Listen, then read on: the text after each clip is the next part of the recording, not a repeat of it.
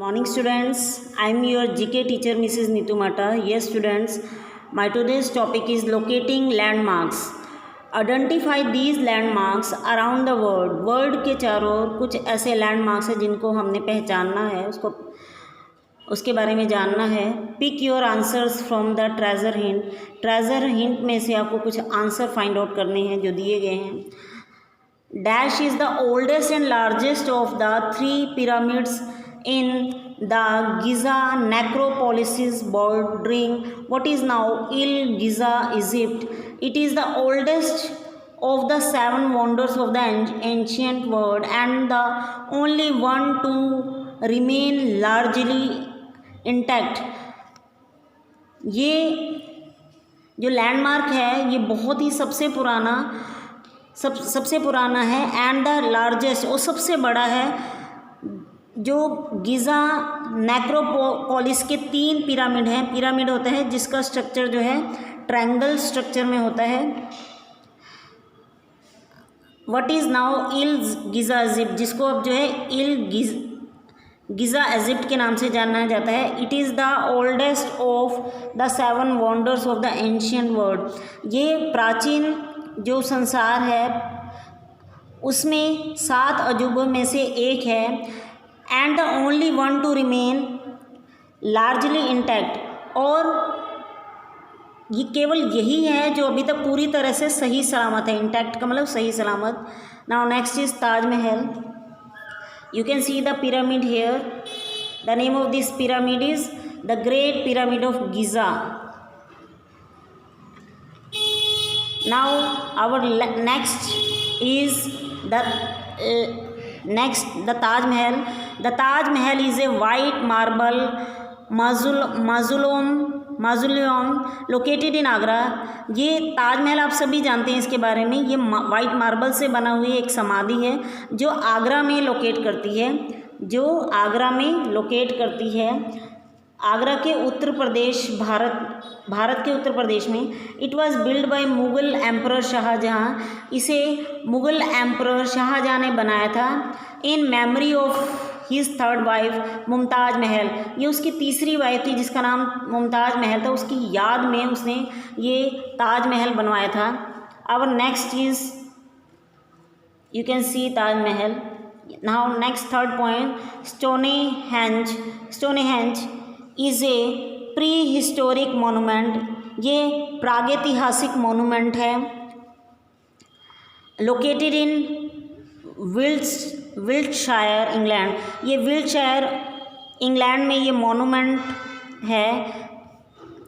About 2 miles west of Amesbury and 2 miles north of Salisbury and 25 miles north of it is the Avebury complex, argued to be the most impressive of all remaining prehistoric earthworks in Europe.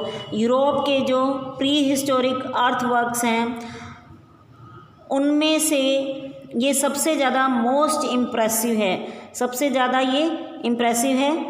Waste में 2 miles Amesbury, north में Salisbury 8 mile and Avebury complex north में 25 miles है. ये Europe में है. ये Europe का earthwork है. ये this is the picture and the name of this is Stonehenge, और ये स्टोन से बना हुआ है. Now 4th point is The long wall is really an amazing landmark and today the most celebrated symbol of China. ये China में है. ये बहुत ही लंबी दीवार है और really an amazing landmark, और ये बहुत ही अद्भुत लैंडमार्क है. और today the most celebrated symbol of China का सबसे इम्पोर्टेंट मोस्ट सेलिब्रेटेड सिंबल माना जाता है इसे. इन प्री मॉडर्न टाइम्स में, पहले के मॉडर्न टाइम्स में, the great wall of China, इसको किस नाम से जाना जाता है? ग्रेट वॉल ऑफ चाइना के नाम से जाना जाता है.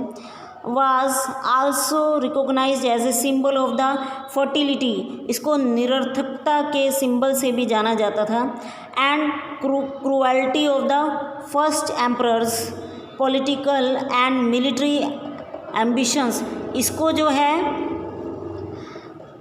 क्रुएल्टी होता है किसी पे निर्दयता करना, इसको ऐसा सिंबल माना गया। एम्परर जो सम्राट था, पॉलिटिकल सम्राट था पहला, उसकी क्रूरता के सिंबल के तौर पर भी ये जाना जाता है।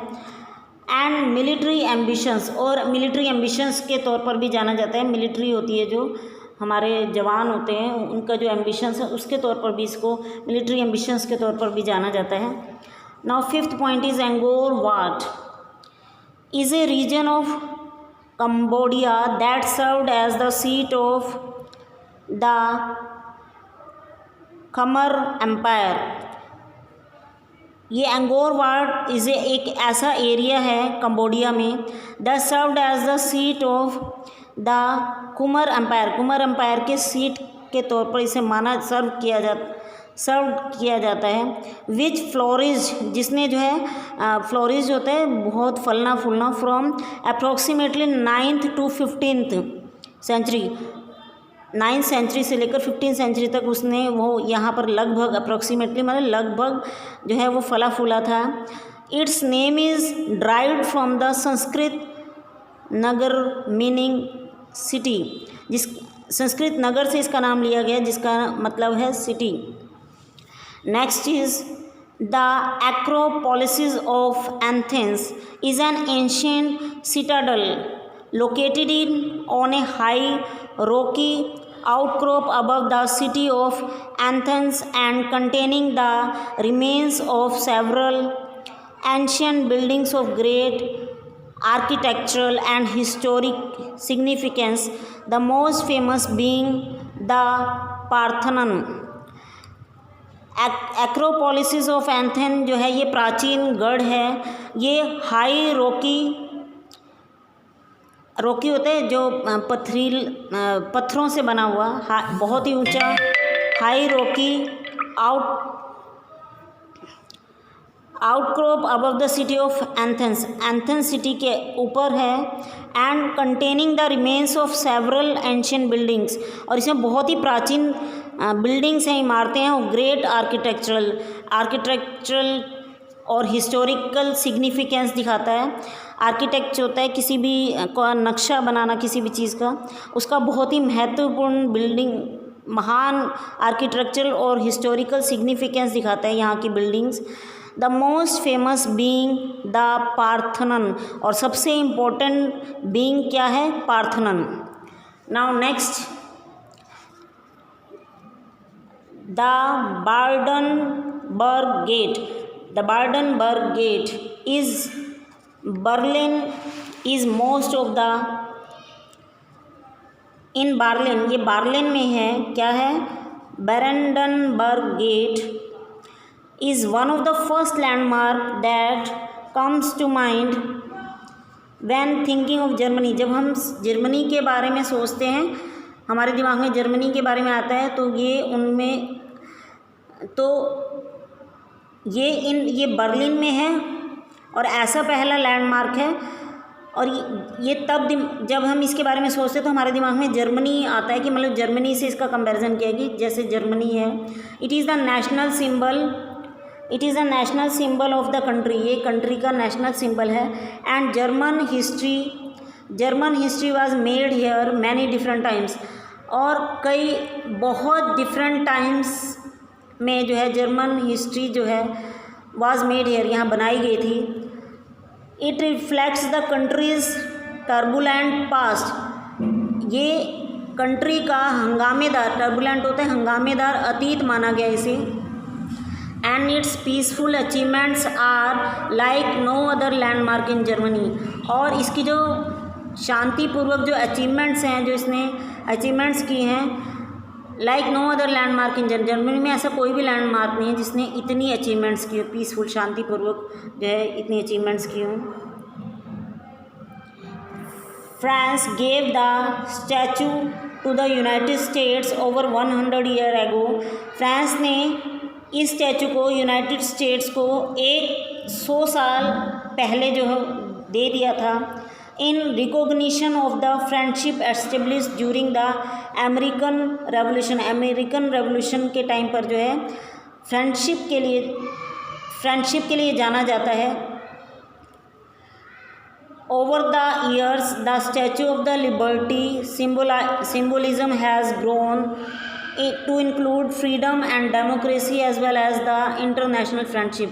इसे इंटरनेशनल फ्रेंडशिप के लिए भी जाना जाता है और इसमें क्या क्या इंक्लूड है, फ्रीडम और डेमोक्रेसी, और इसको क्या बोला जाता है, स्टैचू ऑफ लिबर्टी। लिबर्टी क्या होता है, आज़ादी, आज़ादी का symbol. Next, Flavius Amphitheater. Flavius Amphitheater is the biggest and the most imposing in the Roman world. Roman world में सबसे बड़ा और सबसे प्रभावशाली माना जाता है इसे, but is also the most famous monument in Rome, और ये रोम का बहुत ही सबसे ज़्यादा फेमस मोनूमेंट माना जाता है। And is known as the Colosseum and Colosseum started by emperor Vespasian of the Flavia family का जो ये एम्परर था वेस्पियन, उसने इसे स्टार्ट किया था। It was open by his son Titus in 18 AD में उसके बेटे के द्वारा जो है खोला गया था। द ब्लू डोम चर्च, इसको डोम बोलते हैं जो गुंबद सा होता है, नीला गुंबद का जो ये चर्च है in Oia is one of the Santorini's most famous churches. ये ओइया का सेंटोरिन्स का बहुत सबसे फेमस चर्च है। Oia looks as if it were stuck in time. There are many typical white houses and narrow winding streets. इसमें बहुत सारी typical white घर हैं, इसमें तंग और घुमावदार, वाइंडिंग में घुमावदार इसमें गलियां हैं। Oia sits at a high elevation, ये बहुत ही ऊंचाइयों पर है। So the views over the Mediterranean are stunning, चौंका देने वाली जो है इसके व्यूज़ हैं वहाँ से जब हम देखते हैं नज़ारे। Next, chicken Itza located at the northern tip of the Yucatan, significantly influenced by the Toltec civilization. Chichen Itza, located at the northern tip of the Yucatan, significantly Yucatan peninsula of modern Mexico के यूकेटन peninsula के northern top पर है, ये locate करता है। Was a मावा city, एक Maya city थी, which was later significantly influenced by the Toltec civilisation. Toltec civilisation के द्वारा जो है ये बहुत ही ज़्यादा इन्फ्लुएंस हुआ था। वाज ए माया सिटी, इसको माया सिटी बोला जाता है। विच वाज लेटर, जो बाद में significantly influence by the Toltec civilisation, जो टोल्टेक सिविलाइजेशन द्वारा इन्फ्लुएंस हुई थी। फ्लोरिशिंग बिटवीन, ये जो है फली फूली थी कब से कब तक, 750 CE से 1200 CE तक। The site in rich in monumental architecture and sculpture which promote themes of militarism and displays imagery of jaguars, eagles and feathered serpents। ये जो है किसकी इमेजेस डिस्प्ले करती हैं, किसकी इमेजरी डिस्प्ले करती हैं, जगुआर्स जो जगुआर्स ईगल्स जो ये ईगल्स होते हैं, जगुआर ये पक्षी होते हैं। फीदर सरपेंट्स नाग, ऐसे नाग जिनके फीदर होते हैं, जिनके पंख होते हैं, उनके लिए डिस्प्ले होता है और मिलिटेरिज्म थीम के लिए प्रमोट होता है। Yes students, I have completed my chapter. Hope you have listened it carefully. Thank you very much. Have a nice day.